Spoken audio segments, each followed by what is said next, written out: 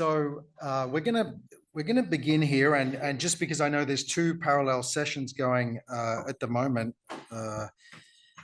I am just going to make sure that you're aware that in this room it's the legal services market panel. Okay. My name is David Wiseman. It's a pleasure for me to be serving as chair of this panel. We're going to start off by rocking your world in the sense that we're not going to do the presentations in alphabetical order by surname. Okay, so just in fact, in an act of solidarity with surnames in the latter 10th of the alphabet, we're going to start with Professor Tanina Rostain. And then we'll hear from Professor Milan Markovic,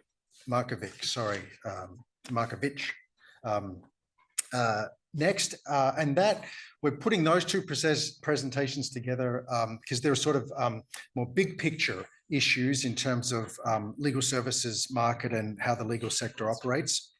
We may then take a little break and get some questions that relate to what you've heard from them. And then we'll move into the next set of presentations. And we'll first hear from Ellie Frazier, followed by Elizabeth Chambliss, and who are sort of looking at more specific issues in relation to the legal services market. So I won't introduce folks at any length because, of course, you know you have the bios available to you. But just to say that Tanina is the Agnes Williams Sesquicentennial Professor of Justice Innovation at Georgetown Law Center. Her scholarship focuses on access to justice, the American legal profession, and legal ethics. Milan Markovic is a professor of law, presidential impact fellow, and a co-convener of the program in law and social science at Texas A&M University School of Law, where he teaches professional responsibility, business associations, business transactions, and business law. Ellie Frazier is a PhD candidate in politics at the University of California, Santa Cruz, and her research and teaching focus on comparative politics and legal studies, particularly critical perspectives on access to justice, legal empowerment, and the rule of law. And then last but not least, Professor Elizabeth Chambliss is the Henry Harman Edens Professor of Law and Director of the NMRS Center on Professionalism at the University of South Carolina, Joseph F. Rice School of Law. And her scholarship focuses on access to justice and regulation of the legal profession. We have only 4 panelists, so they have a little bit more leeway in terms of time. We're maxing out at 12 minutes rather than 10, so don't get antsy when we get to 10. And so I'll pass it over to Tanina. Thank you. Let me, Here's the use the mic. Use the mic. I don't need the clicker. I have one slide. Okay, perfect. One slide, and so I feel like maybe I'm going commando here. So I don't usually do things that way, but I guess that expression has fallen out of favor. So this is a diatribe that I'm trying to turn into a paper, and I'm using this conference and presentation as a forcing mechanism to get me in each painful stage of diatribe to paper that I can get to. So thank you for being here and helping me turn a rant and rave into something more presentable. So 6 months ago, the Pro Bono Institute in Washington, D.C. announced the results. Yeah, okay, is this better? Okay. 6 months ago, the Pro Bono Institute in Washington, D.C. announced the results of its most recent pro bono challenge.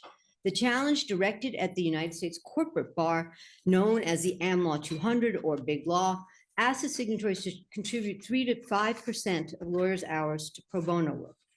Although other pro bono counts, the challenge gives special emphasis to direct representation of people of limited means. Corporate firms should devote a majority of their pro bono hours to low-income people, the challenge says, at this moment when poverty in the United States remains high. There are about 120 signatories to the challenge, of which 115 reported their pro bono hours. Among the firms are Kirkland and Ellis, #1 in the AmLaw 100 in terms of gross revenue, with more than $7 billion, US dollars. And number 2 in profits per equity partner, PEP, at nearly $8 million. Latham and Watkins, number 2 in gross revenue with $5.5 billion and $5.5 billion in gross revenue and 5.5 million in profits profits per partner. Paul Weiss, all the way down at number 22 with only 2 billion in gross revenue, but number 5 in terms of profits per partner at $6,574,000. The Pro Bono Institute was delighted to report that in 2023, the amount of pro bono was up, including pro bono to support direct representation. So some 3,544,000 actual or estimated hours of service to persons of limited means, and the organizations that serve them had, in fact, been reported. At corporate hourly rates of $1,000 to $2,000 an hour for partners at big firms, $400 to $800 per associates, those $3 million and $3.5 million devoted to pro bono direct services, you could say represent over $1 billion at least in terms of market value. But even if you looked at it in terms of the amount of resources that law firms were putting into pro bono, it approaches $1 million. So 2 decades ago, Scott Cummings mapped out the extraordinary number of initiatives, organizations, programs, and roles that had sprung up in the United States devoted to encouraging pro bono, all in a collective effort by the private bar to address the access to justice crisis.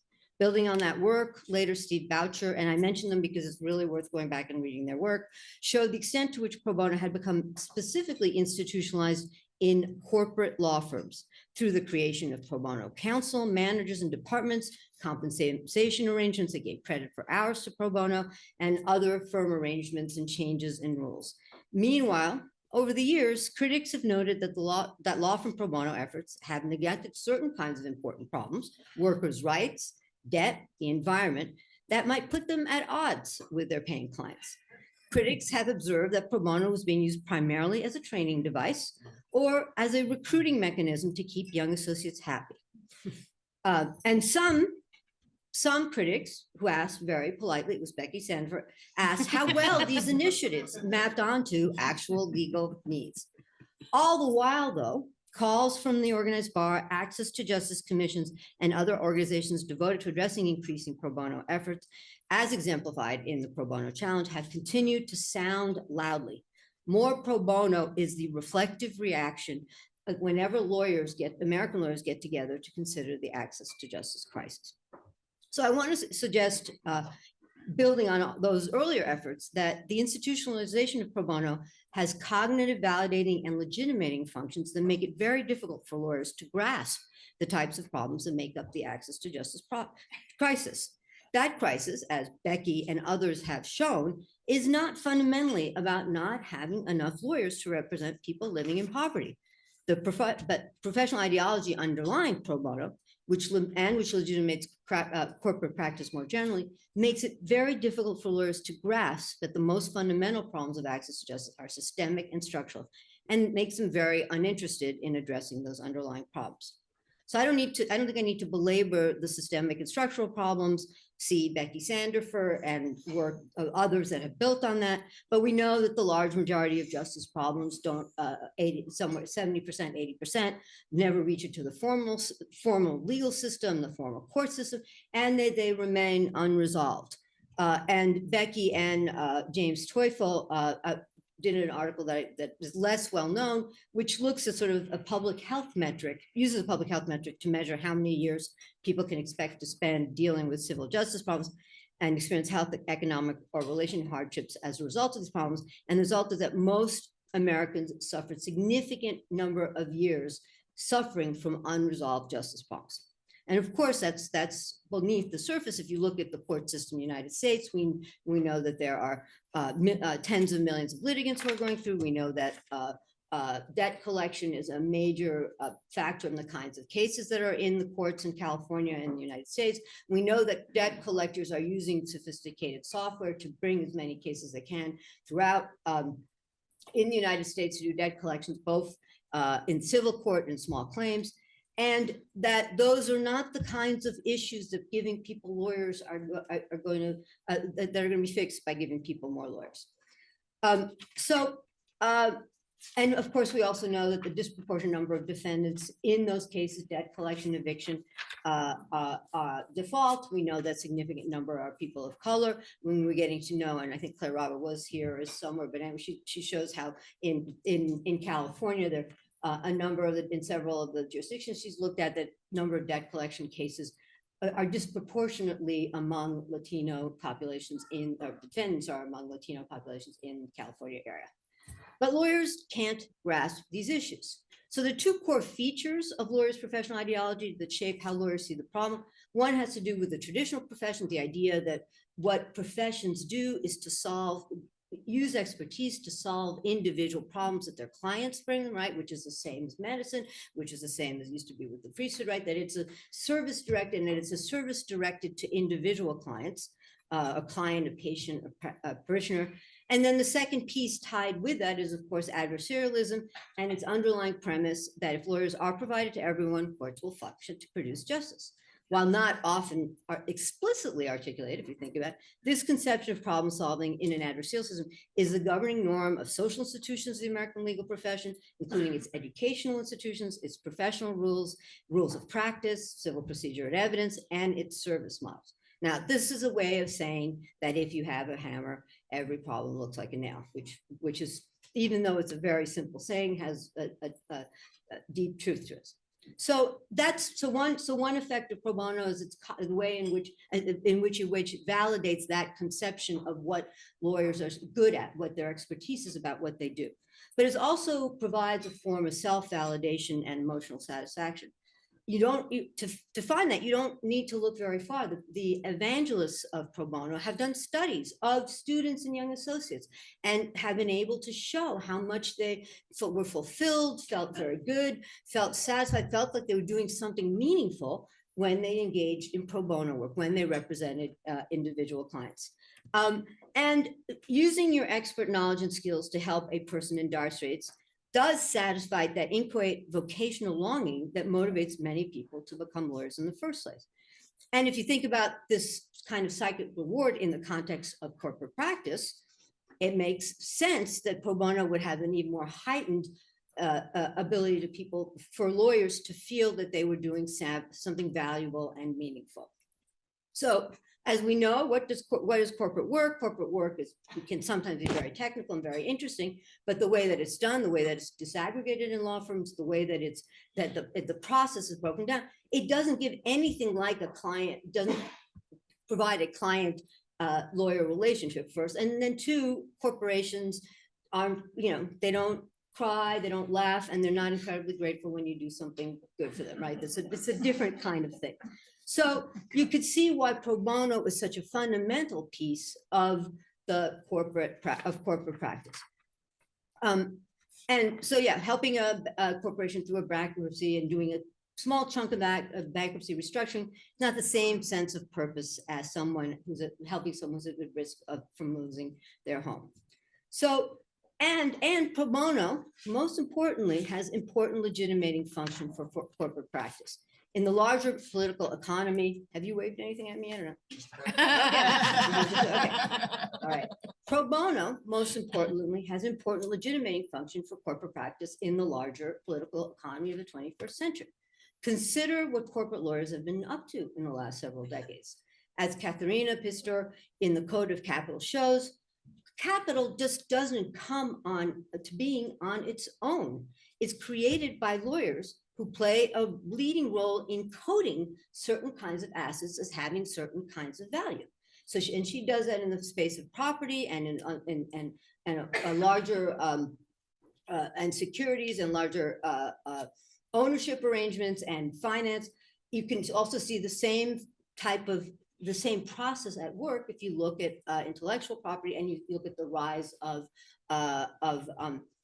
technology platforms. And so, for instance, my colleague Julie Cohen has shown how the legal constructions of information capital, which have allowed the Amazons, the Googles, the Facebooks of the world to emerge, have played, that lawyers have played a fundamental role in creating new types of structures that allow that kind of concentration of wealth and power. Okay. So this is all the way of saying thank you. 1 minute. So the pro bono activities of corporate lawyers, first of all, they make it difficult to see the underlying issues if they're structural or systemic, if they're not the kinds of things that lawyers kind of understand as being a legal problem, gives them deep validation when they're working in a space, in a place, an organization that doesn't provide that kind of deep validation. It gives them sense that they're doing something important, and plays into a larger legitimating function, legitimating story where corporate firms, if they weren't doing that, would have a little bit more pressure, maybe, to have to answer for the kinds of clients that they represent and the kind of work that they do. So when at the end of this, when I've done this as a rant, I get asked, well, what should lawyers in corporate firms do? And my first reaction is, well, they could do other things like go do court watching, sit on committees.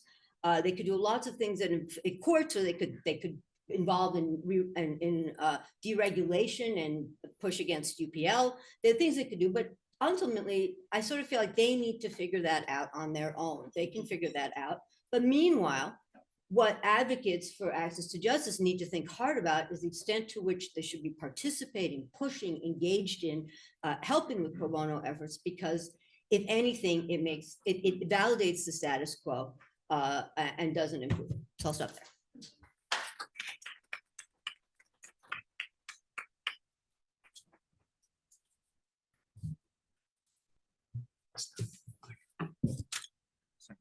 Yeah. Okay. It's always nice when the technology works. Okay, hello. My name is Milan Markovic. I teach at Texas A&M. I'm actually Canadian, so it's nice to be back in Toronto. I barely recognize the city every time I'm back. I'm going to talk about legal market decartelization. And this is a paper that is co-authored with Nuno Garupa, who is an economist at George Mason University. And this paper is forthcoming in the UC Davis Law Review. You can find a draft copy on SSRN if you're so inclined. Obviously, I only have 10, 12 minutes, whatever we decided on. So I'm sure that whatever mistakes I made will hopefully be addressed in the paper. And if not, please let me know. Okay, so the topic is obviously legal market decartelization. And there's been a lot of focus in recent years on the lawyer's monopoly, and particularly its effect on access to justice.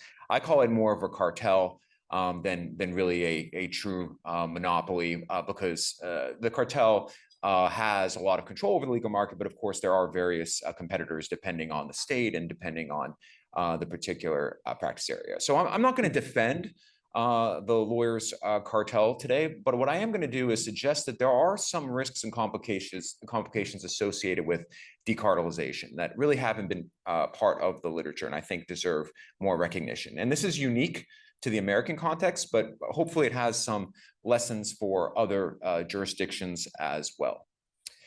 So we all know the sobering statistics. I mean, obviously, Becky and others are here who've done incredible research on it. But we know there's a huge lack of access to justice problem in the United States. Obviously, a problem in Canada and other countries as well. You can see some of the data points up here. I'll just flag one. 90% of low-income Americans received inadequate or no legal help with civil legal challenges in 2021. This is from the Legal Services Corporation. And every time I read the newest report, the number keeps going up, right? It was 80%, then 87, and now we're 90. So not good. So you can understand why people are understandably focused on this problem. And I wrote a previous article with Professor Garupa called Deregulation in the Lawyers' Cartel, where we kind of did a survey of what we describe as really decades of deregulation and its effect on access to justice. And this deregulation affected things such as advertising, fees, right? Fee structures are a lot more liberalized than they were previously.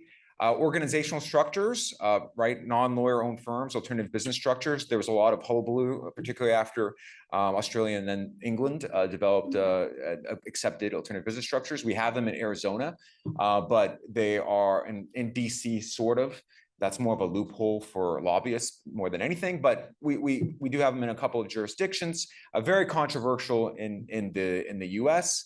But at the risk of generalizing, after decades of various types of deregulation, I think we can conclude that the access to justice situation is not much better. In fact, it doesn't appear to be any better. But on the bright side, particularly with some of the recent innovations in England, Arizona, so on and so forth, there doesn't seem to be a real evidence of harm. So I think there's been a kind of a shift in the rhetoric. Originally, like in the early 2010s, you'd hear about legal market transformation through deregulation, and particularly through alternative business structures. Now it's more muted, the rhetoric. It's more about we should experiment. There's no real risk of harm. So let's see what happens. So I'm certainly not against experimentation. I think jurisdictions should experiment. I'm actually more keen on experimentations with UPL than with structures, but that's a conversation for another time. But there are, I think, some complications that really have not been addressed in the literature. And I'm going to speed through these. I'm happy to elaborate. I might not even get to 4, which is kind of an antitrust argument for those of you familiar with the vertical integration literature. That was more my co-author's contribution. So I don't want to spend too much time on that. Starting with localization, there is no American legal market. There are 51 different legal markets, and unsurprisingly, they differ in many ways. So what this the map shows you is a heat map of how difficult it is to become an attorney in various U.S. states, and this is based on OECD data. And you can see that there are some kind of darker parts of the map. Louisiana and Nevada, much harder to become an attorney than many other jurisdictions. You can see Florida, California, also pretty difficult to become an attorney. Parts of the Midwest are not particularly difficult. Some jurisdictions allow other attorneys from common law countries as long as they pass the bar, but they don't have to go to American law school. So the entry barriers differ radically. But also states differ on who can practice law, what constitutes the practice of law. But on the whole, what is interesting is, one, we have a lot of variation if you just look at the coefficient of variation in the US. But also, it's much easier to become an attorney in the US than it is in Canada, generally speaking, as well as most of Europe. So this is a bit of a quandary because a lot of solutions to access to justice have focused on supply side. And that makes sense. But if the idea is, well, we increase the pool of suppliers, and we help people that way, we have to be cognizant of differences in laws. It's not simply a matter of delivering legal services from jurisdiction A to jurisdiction B. You can actually hurt people if there isn't a sensitivity and understanding of local needs, local practice. And a lot of this comes up in, I would say, the rural civil justice literature that makes this point very effectively. The role of private capital. Original kind of assessments of alternative business structures in the US kind of proceeded from the assumption that law firms would go public. And they would talk about and get funding from the public markets. And they would use this funding to grow, invest in technology, and deliver legal services more efficiently. And they would pass on those savings to the consumers. So you can see a reference to one article that makes that point. But there is an alternative argument that's actually made by 2 fantastic leading Canadian scholars, which is in an otherwise very favorable treatment of alternative business structures, acknowledge that what could happen with the influx of non-lawyer capital is that there'd be consolidation. You'd have larger firms, and if you have larger firms, fewer competitors, you have less competition. Depending on your view, this could either be a feature or a bug, but they acknowledge it's conceivable that liberalization could reduce competition. In the US, I think this is a very real concern. And in fact, I rarely make predictions. Most of my predictions are wrong. I hope the one about the election isn't wrong, but most of them are wrong. But this one, I feel confident in saying private equity is going to be the main source of investment in law firms to the extent we embrace alternative business structures. Private equity is a huge player in the US economy, and they've gained a foothold in basically every industry you can think of. Everything from funeral homes to veterinary care, newspapers, right? You talk about the crisis in newspapers, a lot of those are owned by private equity. And for purpose of our talk, what is most interesting, because it's a professional service, is healthcare. This is a little bit old data, but you can see they're already approaching $1 trillion investment in the healthcare industry in 2018. We're probably well over $1 trillion now. So what are they doing with this massive war chest, private equity firms? Well, what they're doing is they're consolidating practices through a strategy of roll-ups. So they'll enter a jurisdiction, They'll buy a well-regarded practice, whether it's a gastroenterologist or dermatology, what have you, and then they'll acquire others and they'll roll it up into that. So basically, we're at the point now where about a third of US jurisdictions, private equity has a quasi-monopoly in gastroenterology, and quickly approaching that in dermatology and others. So, okay, well, monopolies can be good, monopolies can be bad. What are they doing with their creeping monopolies? Are they kind of leveraging economies of scale to lower costs for consumers? Well, if you believe the literature on healthcare, the answer is no. What they are doing is raising prices and expenditures without improving quality. And if you really want a depressing read, because my talk is not depressing enough and the contemporary politics isn't depressing enough, read some of the literature on funeral homes and also nursing homes. I mean, it is disturbing, and particularly some of the stuff that came out around COVID and nursing homes and private equity. Very, very disturbing if you like morbid reads. So my strong belief is that non-lawyer capital is not going to improve prices for consumers, and in fact, probably it's going to raise prices for consumers. Think about areas like family law, trusts, and estates, because these larger firms, they can set prices across various regions, across various offices in a way that lawyer-owned firms simply can't, or at least haven't been able to do since the 1970s. Almost no discussion of private equity in the academic literature on this. That might be partly because the UK and other jurisdictions just don't have as active a private equity market as the US. Another problem, American-style litigation.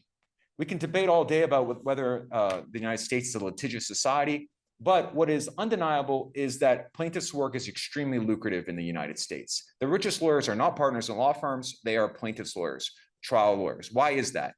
They take cases on contingency. You can get 40% of recovery, maybe even more.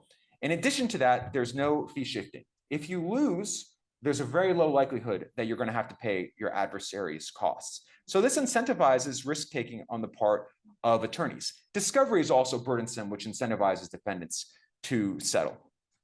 So what is going to happen in the brave new world where we have decartelization? Well, one traditional check on frivolous suits is lawyers had to dig into their own pockets to fund contingency work. If you separate labor and capital, those litigating the cases aren't necessarily the ones funding. They no longer have to worry about that. They're going to get paid regardless. And you're going to have obviously more competition for contingency work, more entrants competing for it, which is going to lead to more frivolous litigation. And the problem, what I worry about is regulators aren't going to sit back. Policymakers aren't going to sit back. They're going to change laws and make it more difficult to bring suit, which is predominantly going to hurt folks in areas such as employment law, folks in areas in other areas where vulnerable people often have claims. So I think that's a very real concern. Again, not really addressed in the literature. Lastly, and I don't want to say too much about this, but lawyers do a lot of things beyond just represent individual clients. There is some evidence that they make the law better in some ways. I know often we like to think they make the law complex, but complexity can be a feature and not only a bug, right? Some of the reasons it's complex is because it needs to be complex, and that might be preferable to a world where you have industry essentially draft regulations with fewer concerns about due process, transparency, things along those lines, things that lawyers kind of do internalize, if nothing else through socialization. And obviously lawyers do other things too, such as help improve court rules, court procedures, speak out in defense of the judiciary. Query whether those things would happen in a world where the lawyer cartel is effectively broken down. So hopefully leave you on a happier note. All these complications can be addressed, and we discuss how they can be addressed in the paper. But I think we need to start having that conversation, given I think that the pace of liberalization, decartelization, whatever term you want to use, isn't going to slow. But I also maintain a skepticism about free market solutions to a lot of our access to justice problems. I think one particular area we want to think about, and we talk about various ways we think we can improve the access to justice situation, but one thing I think that we really need to put more emphasis on is the economic case for public legal aid. There is some studies that suggest the return on investment from public legal aid is $6 in for every dollar you spend on it. That's almost never part of the conversation. We often phrase it in terms of noblesse oblige or charitable work, where I think is we can make a strong economic case for it. Lastly, I think we have to always keep in mind that the end goal is not just access to some assistance, but truly equal justice under the law and equality of arms. And so I think that needs to be a bigger part of the conversation. Maybe in some areas, breaking the cartel is part of that, but in other areas, it's probably going to be a lot more of providing subsidized legal services, either lawyer or non-lawyer. Thank you.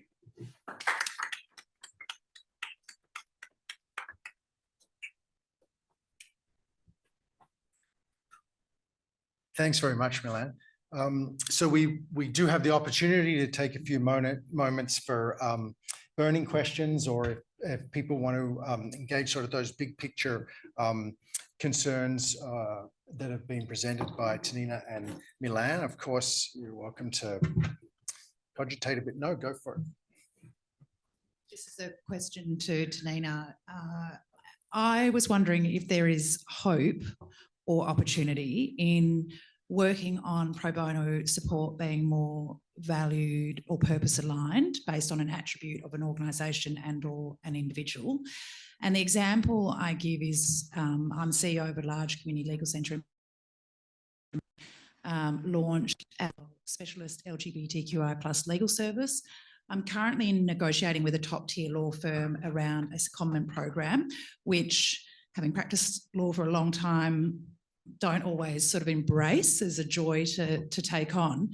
The interesting thing about this idea that we're going with is inviting lawyers from the firm who have lived experience or belong to the community to be part of this secondment.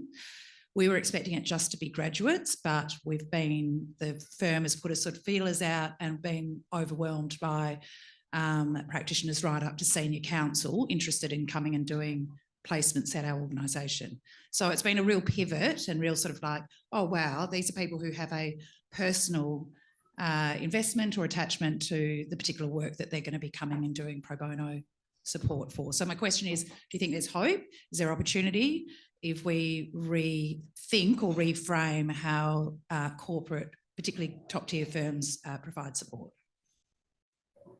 So you're asking me for nuance.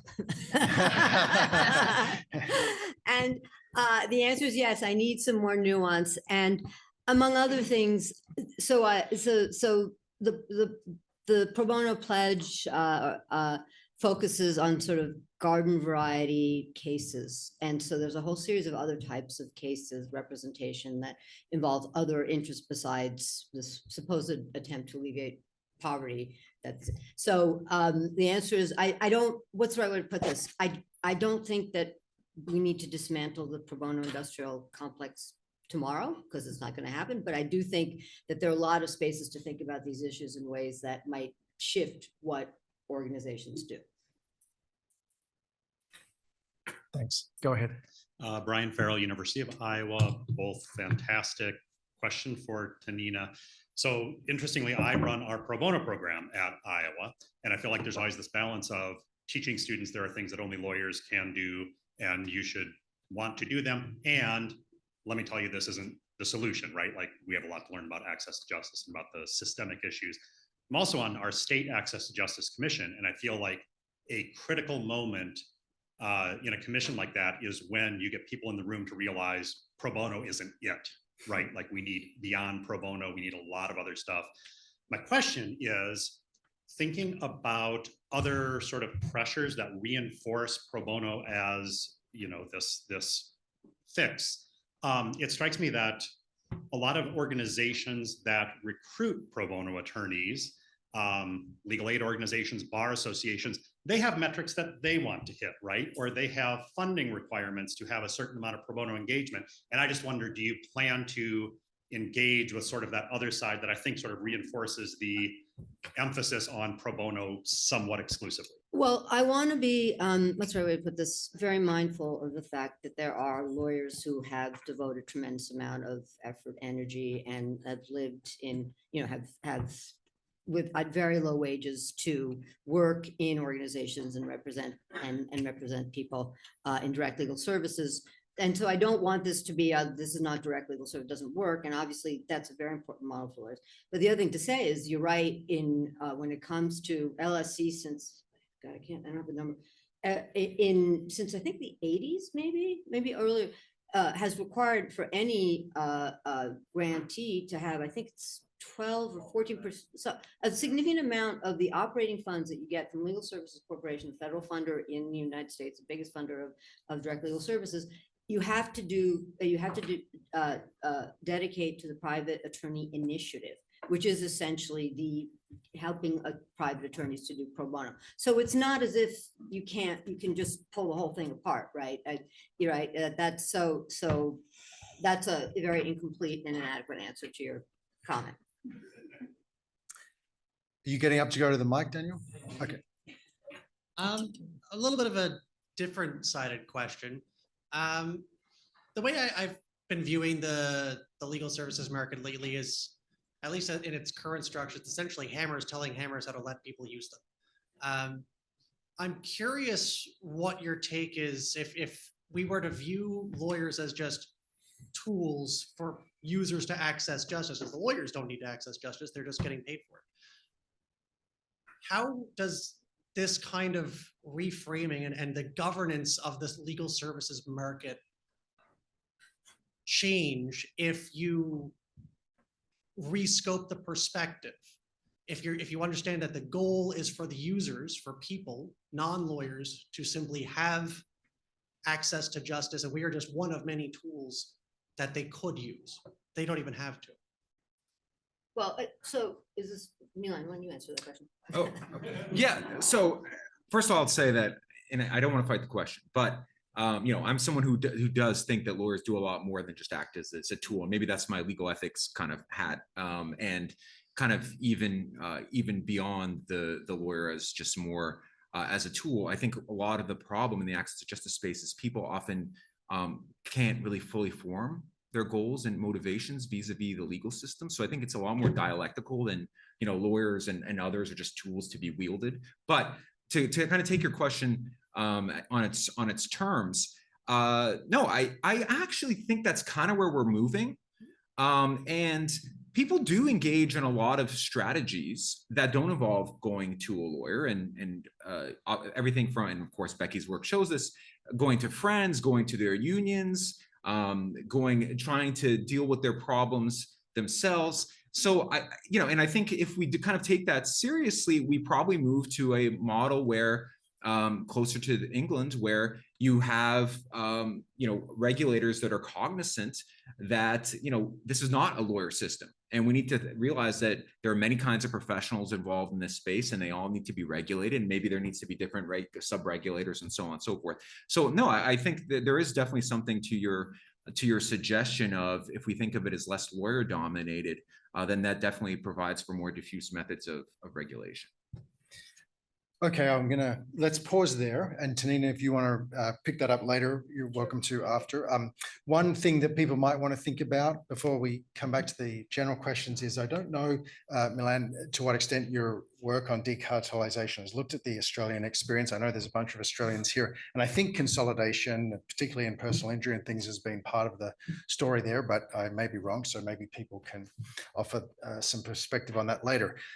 Let's continue then, maybe drilling down a little bit more in somewhat more empirical way, perhaps, and move to Ellie, who's going to be the next presenter.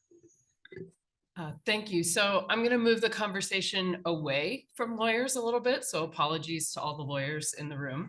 But today I'm going to talk about the regulatory battle around community justice workers in South Africa, which is one component of my dissertation project on the political role that community justice workers play in access to justice processes.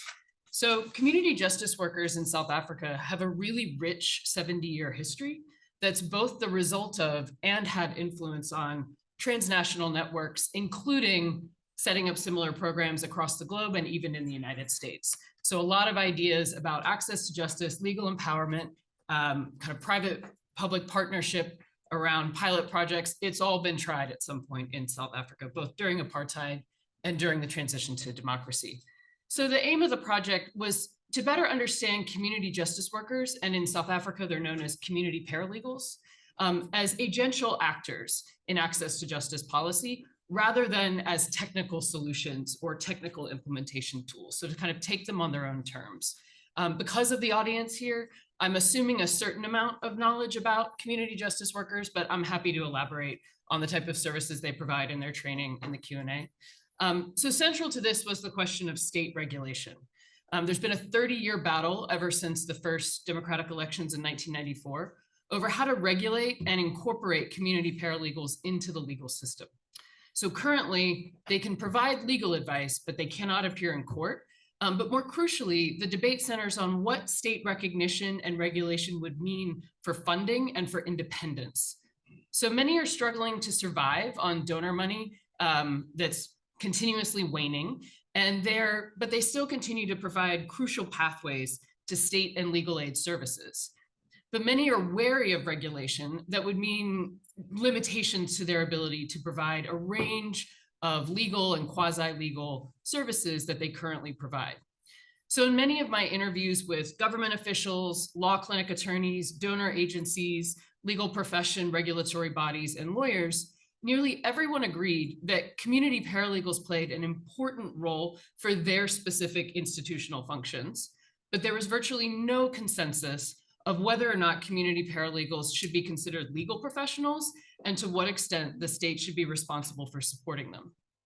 Additionally, there was very little formal reporting or communication between these different institutions on the role of community paralegals vis-a-vis sort of larger policy goals about access to justice, legal empowerment, human rights implementation, et cetera. So for example, community paralegals are a really key referral pathway for Legal Aid South Africa, the state legal aid scheme. But their latest annual report really only mentions them as like a potential community partner. So there's a lot of erasure that's happening in actual reporting that's public facing. And many of these people that I interviewed were also unaware that community paralegals performed a range of functions for many different institutions, other institutions, and there was little recognition of the work that community paralegals put into creating and cultivating informal partnerships at the local level that make their formal work possible. So more broadly speaking, a really limitation around knowledge of what it means to be locally embedded, sort of this idea of representative of their communities and embedded in their communities. So in order to gather data on this more informal aspects of community paralegal work, a key challenge for this project was figuring out which offices to focus on. There are currently roughly 300 community paralegal offices spread across South Africa. And to give you the sense of the lay of the land, community paralegal offices were created in 3 waves over the last 70 years. The first was during the 1950s when white liberal advocacy groups started advice offices near Black townships to help those who had been displaced and oppressed by apartheid policies. These offices employed Black South Africans as translators and field workers, but most of the advice work was done by white volunteers. The second wave was in the 1970s and 80s when covert international funding allowed public interest law groups and university law clinics to open. And some of them started their own community paralegal advice office networks, and they use them as referral points, as well as to train Black South Africans to provide advice and refer cases to these institutions. And then finally, during the transition to democracy in the 1990s, there was a large influx of international funding, crises and attract funding, and both regional networks of community paralegal offices and individual offices were opened by Black South Africans. So the ownership of advice offices really moved from sort of white lawyers and advocates and activists to Black communities. So many of these offices participated in new access to justice cluster centers and pilot projects to partner with a range of state agencies to provide legal and social welfare services in the new democratic South Africa. So because of this history, the range of training, institutional homes, and scope of work is very large. It can also be difficult to find or verify an office, as many have no online presence, their funding has dwindled, many no longer have a permanent office space, or have to do other work in between funded projects. Very few have the funds to keep an office up and running at this point. And I also wanted to avoid identifying offices through one donor, as that would bias the project toward the better supported offices. And a key tenet of this project was understanding how these individuals or offices operate across a range of institutional support. Therefore, I was able to connect to the community advice offices of South Africa, which is the third iteration of a national membership organization for community paralegal offices. Its staff and leadership structures are all former or current community paralegals, and it's trying to find ways to regulate the sector, attract funding, and settle the question of state regulation. So for example, one member office could be an official partner of the Human Rights Commission of South Africa, University Law Clinics, and Access to Justice Law Center, the UNDP. So one office can be a site for many different formal partnerships and networks. So through them, I was able to send out a survey and ultimately identify 18 offices across all 9 provinces that had a range of geographical service areas, organizational histories, areas of expertise, funders, partners, and institutional homes. I typically spent about a week in each site conducting interviews, doing participant observations, and whatever archival research was available. The limitation of written reporting is a key issue and one that I don't have time to get into here. And so how to gather data on the range of informal partnerships and access to justice work not captured by state agency and donor reports and sector assessments, which are kind of carried out every 5 years or so by a new consultant. There were, of course, limitations due to my time constraints, language limitations, and cross-cultural competencies. So I want to just talk really quickly about 3 sort of small m methodological approaches I took to address this. So first was when setting up my site visits, I asked my hosts first, not to let me get in the way of conducting their work, but also that I was most interested in seeing what they felt was the most important to understanding their work as community paralegals and access to justice actors. So while I had a priori knowledge of actors and projects that I wanted to triangulate, I wanted to give them the ability to lead the visit. And this led to my meeting with informal partners or hearing about projects that were not necessarily part of any larger donor project or state initiative. Second, in my interviews, I did a lot of ordinary language interviewing and hypothetical situations. So cognizant of the fact that they might feel that the stakes were high for my visit, I wanted to give them a chance to speak about their understanding of different concepts such as democracy, justice, law, but also what it means to be a paralegal, and give them hypotheticals to better understand how they would handle particular cases and clients and not feel that they needed to prove something through verification to me or else I would report them for something.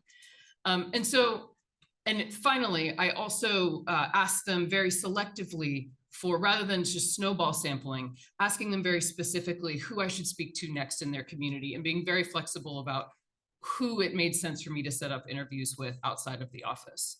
And as a result, a rich range of experiences, conceptual understandings, and informal partnerships emerged. Many were very candid about where they struggled to make inroads with certain local or regional institutions, where they weren't sure if they were giving the right advice or doing the right thing.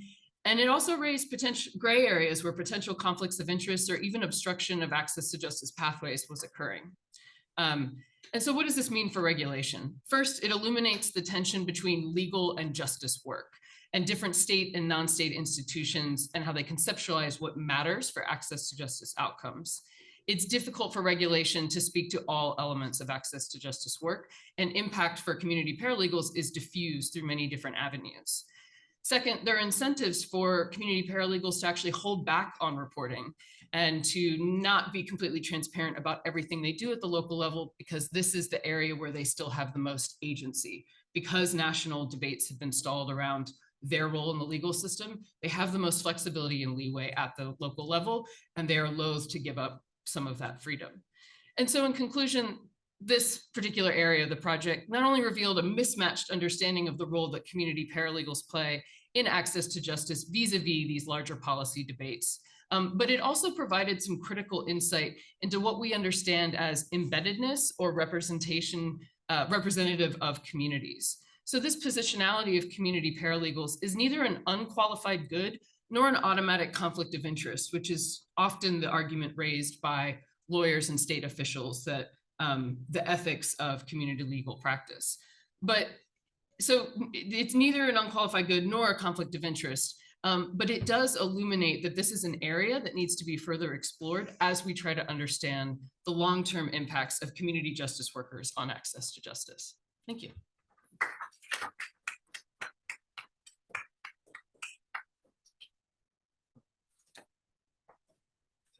Thank you. like you're doing that.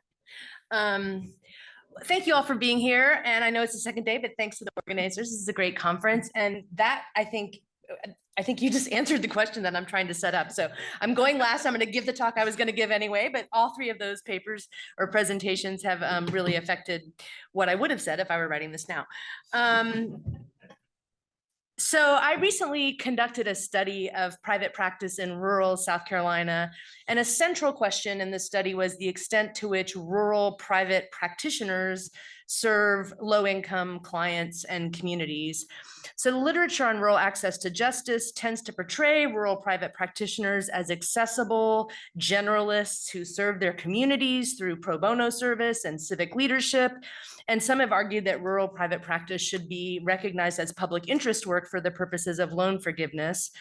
And there's many programs in the United States to try to recruit in more lawyers, especially new law graduates, to rural locations, kind of modeled on medical rural recruitment efforts often.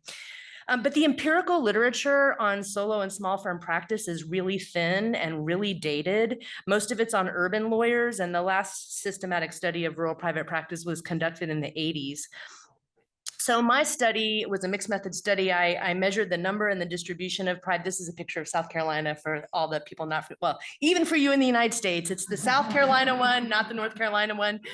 Yeah, anyway, that's South Carolina with a vague population map. So I measured the distribution of lawyers and law firms, private practitioners throughout the state, and also looked at the demographics of law firms and their practice areas and correlated that by county and county poverty rates, rural, non-metro, and also with civil case rates. And then I also interviewed 30 private practitioners in the state's poorest rural counties. So 20 of our counties are characterized as non-metro.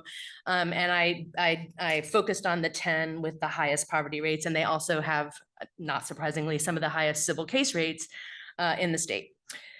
So there were four main findings in the study.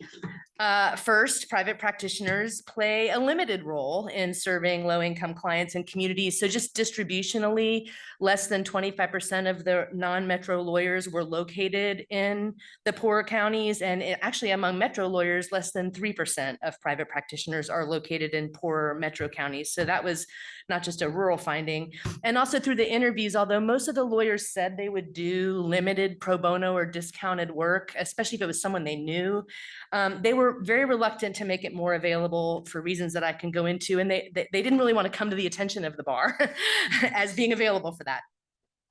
Secondly, most of the research on rural access to justice, it's interesting, Tanina. I think the country lawyer kind of holds the place that pro bono does for the profession, but there's this idea that they're kind of sitting on the porch offering advice to everyone, but actually most of the lawyers are very specialized. So even though new lawyers may take whatever they can get for a few years, the lawyers in my sample, which covered 17 different counties in South Carolina, they became specialized relatively quickly.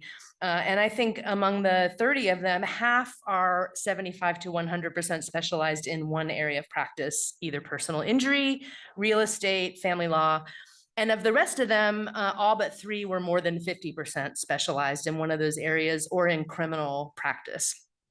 Also, most of the practitioners became less accessible to their communities over time. They don't take walk-in clients, they charge consultation fees, they go to the grocery store somewhere else so they don't have to run into all these people who want advice. Some of them have moved because they have children they want to send to school somewhere other than in rural South Carolina. So there's a general move towards specialization and away from informal accessibility. I really want to talk to you about consolidation. So the personal injury market's really important. And a lot of the average length of career among my lawyers, they spanned, but say they were mostly 15 to 20 years in practice. And they all talked about, it used to be, we did a little bit of everything and we would subsidize that with a rec case once in a while, like a personal injury case, because they're lucrative. But you can't really do that anymore because the advertising lawyers, the TV lawyers have sucked all the personal injury cases out of the local rural counties. So there's less of an ability to sort of leverage informal or discounted work in areas like family and criminal law with some periodic personal injury case.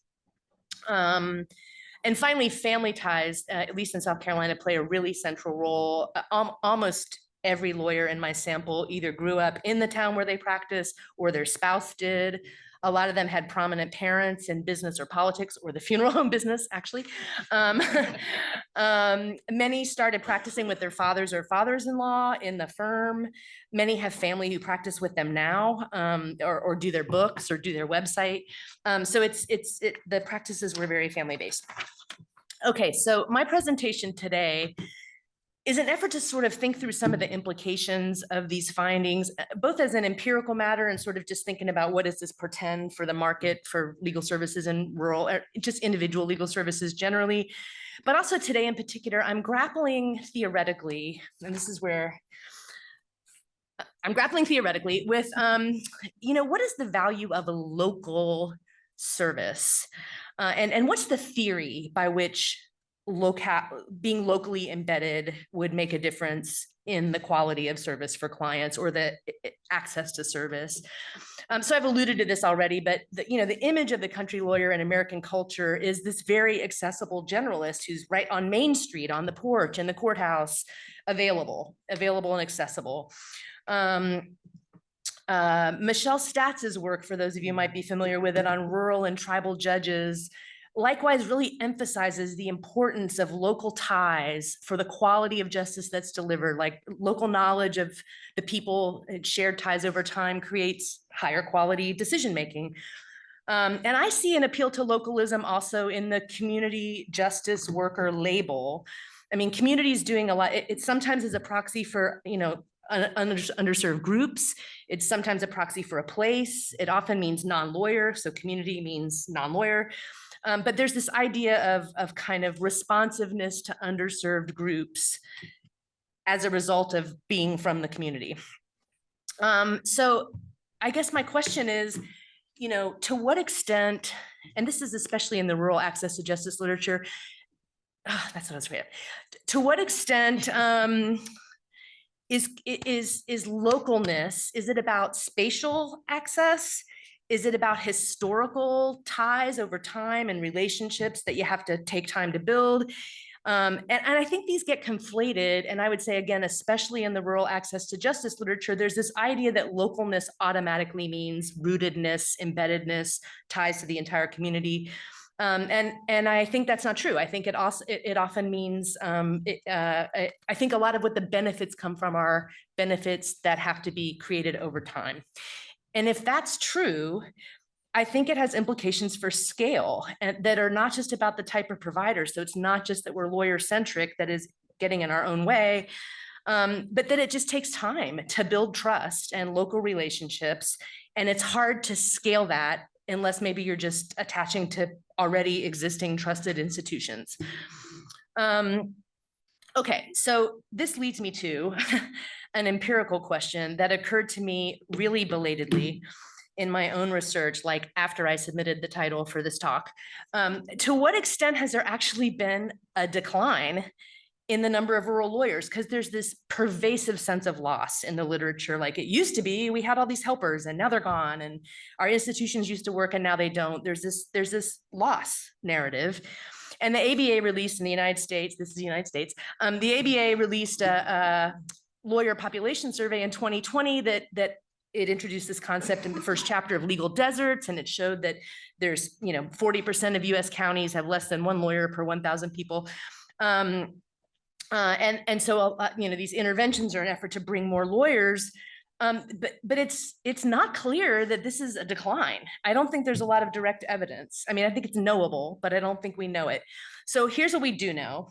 There's definitely been a shift away from individual client service in the US market. And this is back to the two hemispheres, Hines and Lauman, but also more recently, there's a study by Nelson and a whole bunch of other people who looked at the distribution of legal services between corporate and individual clients, both in terms of law firm receipts and in terms of time. And just, this is a cluttered slide, but basically the top part, 1972, 52% of receipts are from individual clients. That's census data. 2012, 24% of receipts. And actually Henderson, in a blog that made this, brought this to a lot of people's attention, this isn't just because the corporate sector's grown, although it has, it's a real decline in services and receipts to individual clients. So we know that the individual client sector is shrinking, and that's a sense of decline, but it's not clear that we know the geography of that. Some other evidence, there's the recent, we track our law graduate jobs in the US. Many fewer graduates going into solo and small firm practice in recent years. We're at our lowest point. This is not on that slide. This is a cross-sectional picture back when we used to have this lawyer statistical report, which unfortunately we don't have anymore.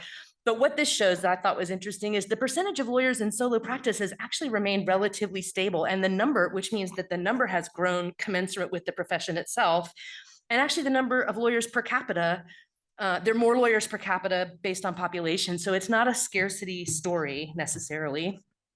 So I think what we do, let me skip that in the interest of time. We also see, this is a population growth and decline map of the United States, huge variation. So Lisa Pruitt just is writing something with Jennifer Schwartz and Sherman about criminal practice in Washington State. And in their study, which they did look over time, the number of rural lawyers is actually growing commensurate with population growth in Washington. My own state's very fast growing, especially near the coast, and some of our poorer rural counties are growing fast.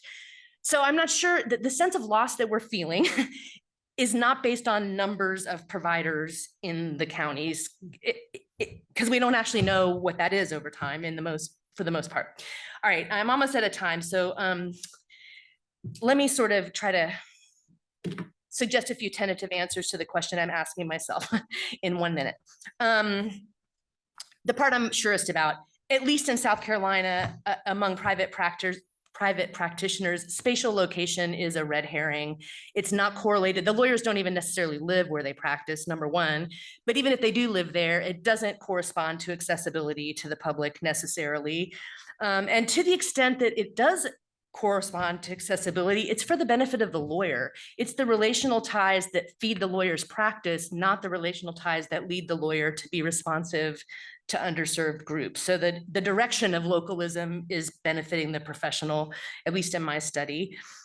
The second implication I would say is there is a sense of loss in the rural access to justice literature that is not based on lawyer population. And it's actually not just practitioners' sense of or research subjects that are experiencing it. I think the researchers are plugged into a sense of loss, which makes me wonder if part of what's going on in that literature is actually responding to something else, a generalized sense of loss that we all have about community and our institutions are failing and oh my God, who can help? So I just wonder theoretically if what we're looking at has anything to do with where providers are. I'm not sure. And then the last thing, which I'm really struggling with and tried to talk about at dinner last night and thought, just leave that out, is I think there's implications for community justice workers, and I just am not sure. I think it's a great project, but in my state, when I think of the policy implicate, like, what do I do in my state? What do I go to our legislature and our commission with and say, what should we do? Community justice workers are not going to be the first thing that's going to help the people who need help. Our institutions need more money. We actually need funding. We need to build up the courts and put people in there, and the state needs to fund that. Like, it's our government is failing is what the problem is. It's our local government. County governments will not invest in public defense. They won't pay contract lawyers enough to live on. They won't give them health insurance. Like, it's a lack of responsiveness by the government to the issue. So that's not getting any better necessarily, although, we never know. But so this is a pessimistic talk also, but I guess I do think the individual service model that underlies pro bono work to some extent and community justice work is not all we should be, like, let's not only do that, because I do think direct accountability from institutions. You asked yesterday, who's the audience? And I thought, yeah, it's for me, it's our legislature, because our courts are kind of on board, but we need political cover and support to fund more assistance by all kinds of providers. So I'll leave it there. Thanks.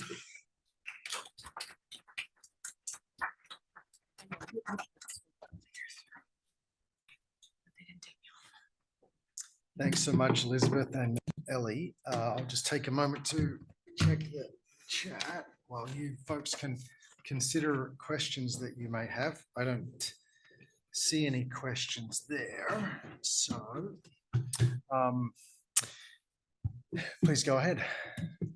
Hi, thanks very much for the presentations today. They're all very interesting.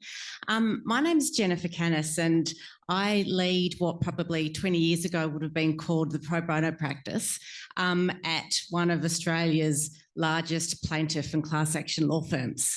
And out of the big law firms, the plaintiff law firms in Australia, we're the only one that doesn't have private equity funding. So it's a really fascinating discussion. But a number of years ago, we decided to really flip the way we did, I guess, what fits into the pro bono law aspect of our work. And we decided, for all of the reasons that you identified, Tanya, that it wasn't what we wanted to do.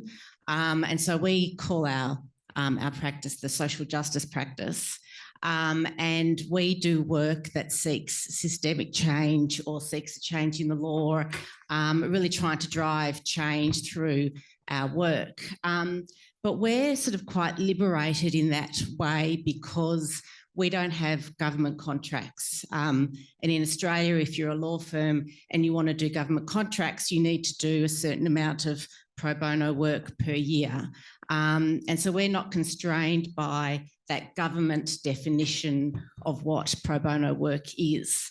And I think my question really to Tanya is around the role, the limiting role of some of those definitions of what pro bono work is for the large firms. Some of you who were here yesterday would have seen my colleague Nikki Lee's talk about a project that we did with called Exhibit AI, which was illustrating some of the witness statements. Now, we wouldn't have been able to do that work if we were constrained by really strict definitions of pro bono.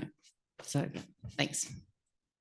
So first of all, that was an extraordinary presentation yesterday, the court Exhibit AI. So if you didn't get to hear it, you should follow the breadcrumbs and see the work because it was incredible. So one answer is yes, as I said earlier, there are a lot of ways in which LLC funded organizations in the United States don't have a choice except to cooperate with law firms, and they have to deal with law firms that give them a lot more money on top of the pro bono, and that's the relationship. It's going to be hard to untangle. But other institutes like the Pro Bono Institute created its own definition, and it says law reform work, court watching, trying to sit on a committee to fix a court, trying to go to, push those things doesn't count. And so to the extent to which, at least in the United States, so there's a lot of sort of weirdly private mechanisms to encourage certain sorts of things, those could be pushed in a different direction. Thank you.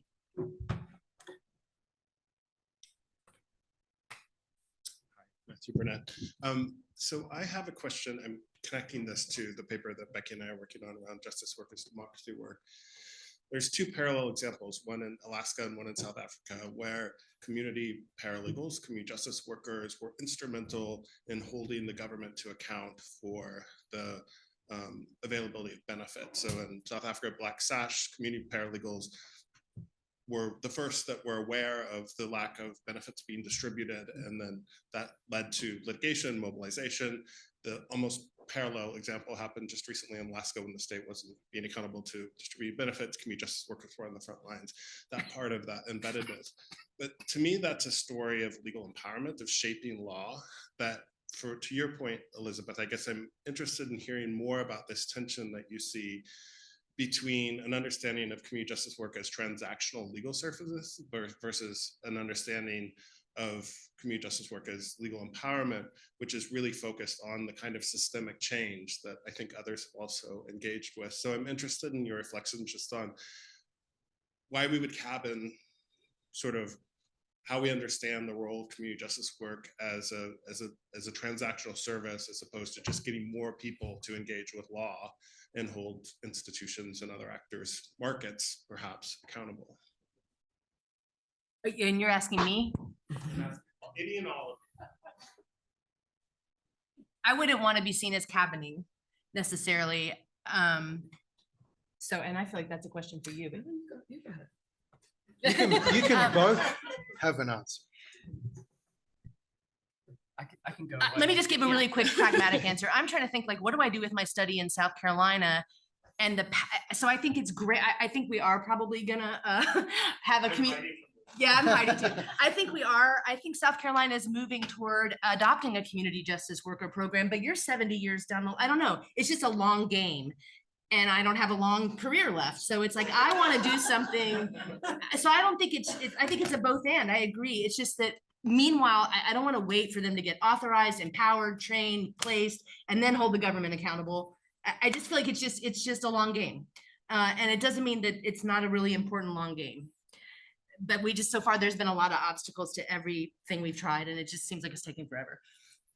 I'll hop in. And I know, Matthew, you're obviously very familiar with the South African context, but I think what at least my project revealed is this idea of community justice workers as sort of pathways to impact litigation is actually, while there are really powerful examples of that, day to day, that's actually the exception rather than the norm. And a lot of what they're doing day to day is that transactional service of legal advice, of broader justice advocacy, be it through services, access to state services or mediation, or some other kind of informal counseling. And so all of that daily, more transactional activity is what makes those rare moments of impact litigation possible, but that actually you can't really divorce one from the other. And also that can lead to an issue that I was trying to address, where a lot of the organizations like Black Sash, so for those of you who aren't aware of Black Sash dates back to the 1950s and had the first network of community advice offices with community paralegals. Those better funded organizations that are able to maintain their own network of offices and have lawyers in-house to do litigation are overrepresented in the literature on community paralegals because they have the most visible impact on democracy and state. And actually a lot of what the majority of community paralegals are doing day to day is more transactional, being hunted down in the grocery store and being asked for help and hiding from their neighbors when they don't want to. So yeah, I hope that helps. Hello, my name's Liz Curran. I'm from the United Kingdom. It's sort of picking up a bit of what this discussion is about and drawing connections. So I'm involved, I have been involved in an Arts and Humanities Council project looking at accountability through the eyes of frontline workers and people at the front lines, so young people, people experiencing mental health problems. And that report was written and is publicly available now with 10 co-authors from Nottingham Trent University. I'm a bit too short, I think, for the microphone. It picks up Elizabeth's point, and I really think if you're ever unemployed, you should really be a stand-up comedian because you really have a great sense of humour. It floats my boat anyway in terms of humour. So what originally the project was, we were being asked to do was look at accountability and what it looks like from the point of organisations who do accountability badly. So it's picking up your last point, Elizabeth. And what we found was that basically more and more people, for instance, on pensions, disability support, refugees, asylum seekers, and a whole range of different groups and their frontline service. And we interviewed not just lawyers, in fact, the majority of the people we interviewed were trusted intermediaries or community activists or community justice workers, for want of a better word, because we don't have them properly in the UK, but there are people who do that work. And I guess more and more, it goes to your point about reforming government, more and more what we are seeing is governments who are using things to push people down. They're using algorithms. In Australia, there's a great example of the use of robo-debt, where basically you use an algorithm that's wrong and you get people who have to pay back debts they never owed in the first place. It's overruled by a federal court as unlawful, but the policy still goes because government's wedded to saving money. So more and more our governments are relying on algorithms to determine people's benefits, difficult forms, systems that are deliberately designed to obfuscate so that they don't have to pay out people's entitlements. So I think, Elizabeth, your point about the need for work to improve poor accountability, and the governments cannot be lost when we talk about access to justice. No matter how many much access we have to individual lawyers, it could end up being a roundabout, and unless trends are identified and people can fix the pause or poor maladministration that lead to that, and the drive that governments have or seem to increasingly have to push down those who don't have equality before the law. I'm currently also doing a forthcoming report for the Legal Services Consumer Panel in England and Wales. And in doing that research, which was empirical, and we talked to, as well as regulators in different, including Canada and Australia, we talked to regulators in the UK, but we talked again to frontline service agencies, specifically peak bodies for services in the UK. And again, similar themes about the numbers of people currently who don't get access to justice, but where the systems and the governments and the legislators are deliberately passing things that are having an unfair effect on people and increasing inequality as a result. So you're not getting your carer support pension for your heavily disabled child because you can't fill the forms out. There's no one to help you from a legal service point of view. But there are what we call trusted intermediaries. And in the UK, they're very underfunded and they're struggling, as they are, I'm sure, in other continents. So I guess I'm picking up really Matt's point about the role of activism, the role of community organising. And I'm interested, I know South Africa has a long and strong and good tradition of that. A colleague of mine in Victoria, Jacinta Maloney, did a really, really good report many years ago as a result of the Victoria Law Foundation CLC fellowship around peer-to-peer learning and community activism. I'd like to know your view on the role of that for holding accountability when there aren't enough legal service providers that might be able to do that.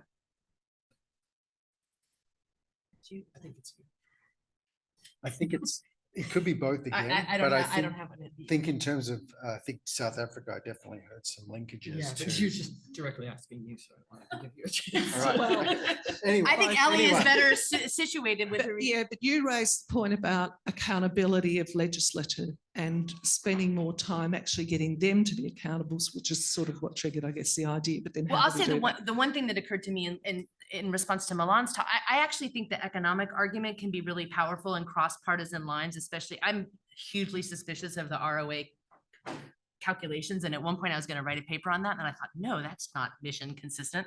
But I do think those are powerful arguments if you can get the state, which is what the IA2J Department of Justice office was doing for a while, was saying like, here's how you can save money, states, by actually helping people up front. I mean, there's, 2 weeks, TikTok, or 5 weeks, or however long it's going to take to find out who we're even dealing with. But I do think to the extent that people can make and press a case for economic benefits to government, which is part of what, if you all know Hannah Haxgard's work in South Dakota, I think they were very effective in doing that in their rural recruitment program. It's just like, look, it'll save you money on traveling prosecutors to put a rural lawyer right there. So I think the appeal to economic self-interest of state and local government, that's not activism, but that's what I'm thinking about in my own state.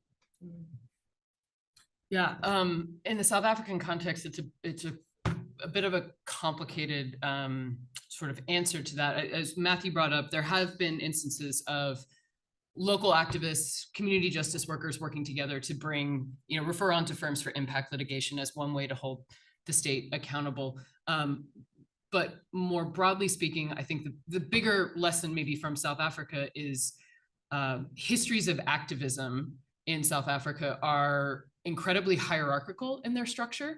And then that leads to a lot of competition around who has access to different types of funding in order to continue their work.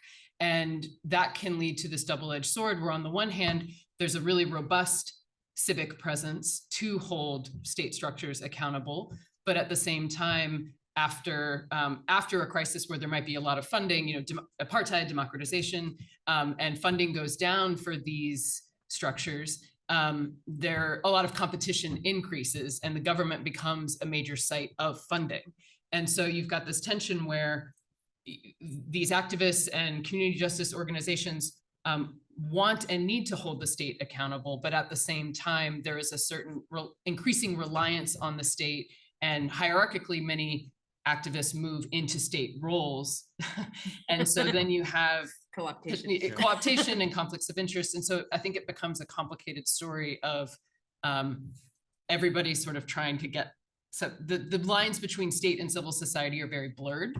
And while they also remain very stark in other places, it's not a super great specific answer, but I think these delineations between, we have local activists and then we have state, that there's actually a lot of overlap and interworking in between. And that makes it very hard to understand effective accountability structures from a community organizing perspective. Thanks. Yep, go for it.